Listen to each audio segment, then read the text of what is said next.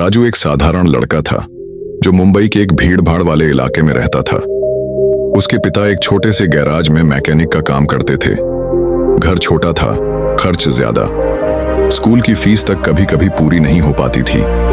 मोहल्ले के बच्चे उसे अक्सर मैकेनिक का बेटा कहकर चिढ़ाते थे। राजू के मन में भी यही बैठ गया था कि वह कुछ बड़ा नहीं कर सकता। उसकी सोच खुद उसकी सबसे बड़ी दुश्मन बन गई थी। वह मान बैठा था कि गरीब का बेटा सिर्फ गरीब ही रह सकता है। एक दिन स्कूल में साइंस प्रोजेक्ट का ऐलान हुआ। सबसे अच्छा प्रोजेक्ट बनाने वाले को शहर की बड़ी इंजीनियरिंग कंपनी में विजिट का मौका मिलने वाला था। लेकिन राजू ने इस पर ध्यान नहीं दिया। उसके मन में वही पुराना डर था, मेरे जैसे मैकेनिक के बेटे से ये सब नहीं होगा। तभी स्कूल के नए टीचर मिस्टर वर्मा ने राजू से कहा, तुम्हारे पापा तो मैकेनिक हैं, तुम्हें तो मशीनों की समझ सबसे अच्छी होगी, क्यों ना कुछ ऐसा बनाओ जो सबको चौंका दे। राजू पहली बार सोच में पड़ गया, क्या सच में ऐसा हो सकता है? नहीं सर, मेरे पास न अच्छे सामान है न पैसे, मैं नहीं कर सकता, ये बड़े घरों के बच्चों के लिए है, राजू ने कहा। लेकिन वर्मा सर मुस्कुराए, संसाधन नहीं, सोच बड़ी होनी चाहिए, तुम्हारा नजरिया तुम्हारा असली हथियार है। ये बात उसके दिल में कहीं बैठ गई। राजू ने उस रात अपने पापा के गैराज में जाकर पुराने कबाड़ के ढेर को देखा। वहां टूटी साइकिलें, खराब मोटरें, पुराने बल्ब, वायर और न जाने क्या क्या पड़ा था।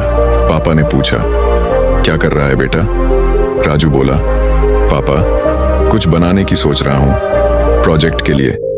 पापा ने मुस्कुराकर कहा, ये कबाड़ भी बहुत कुछ सिखाता है, जो इस कबाड़ में भी मशीन देख ले वो असली इंजीनियर होता है। ये राजू के लिए एक नई दुनिया का दरवाजा था।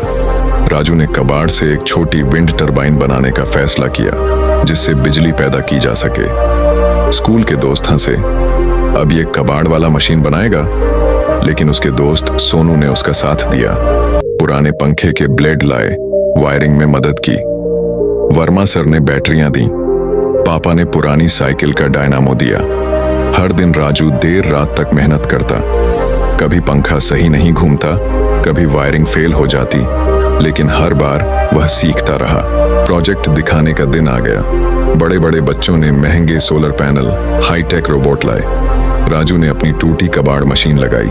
सभी हंसने लगे, देखो ये क्या है, कोई बोला। राजू का दिल धड़कने लगा, क्या ये सब बेकार था? तभी वर्मा सर की आवाज आई, चलाओ इसे।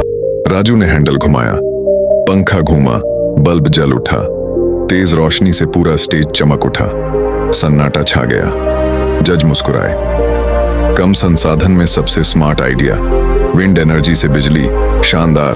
राजू को पहला इनाम मिला, इंजीनियरिंग कंपनी में विजिट का मौका। वहां के चीफ इंजीनियर ने कहा, तुम्हें स्कॉलरशिप दी जाएगी, तुम असली इनोवेटर हो। राजू के लिए यह सपने जैसा था। अब वह सिर्फ मैकेनिक का बेटा नहीं था, वह भविष्य का इंजीनियर था। वह मोहल्ले में लौट कर आया, जहां वही बच्चे खड़े थे जो उसे चिढ़ाते थे। इस बार वे चुप थे। राजू मुस्कुराया और बोला, देखा, नजरिया बदलो तो रास्ते खुद बन जाते हैं। अब वह छोटा सा लड़का नहीं रहा, उसमें आत्मविश्वास था। उसकी सोच बदल गई थी। उसे समझ आ गया था, संसाधन कम हो तब भी अगर नजरिया बड़ा हो तो मंजिल मिल सकती है। आज राजू स्कूल में छोटों को सिखाता है, किस्मत नहीं, नजरिया बदलो, हालात खुद बदलेंगे। वो हर गरीब बच्चे से कहता है, छुपाओ मत कि तुम्हारे हालात कैसे हैं, बस अपनी नीयत और मेहनत को सबसे ऊंचा रखो, दुनिया तुम्हें खुद रास्ता देगी। नजरिया बदलो, रास्ते खुद बन जाएंगे। अपनी नीयत को छुपाओ, मगर मेहनत को मत छोड़ो। किस्मत भी झुकती है जब सोच ऊंची होती है।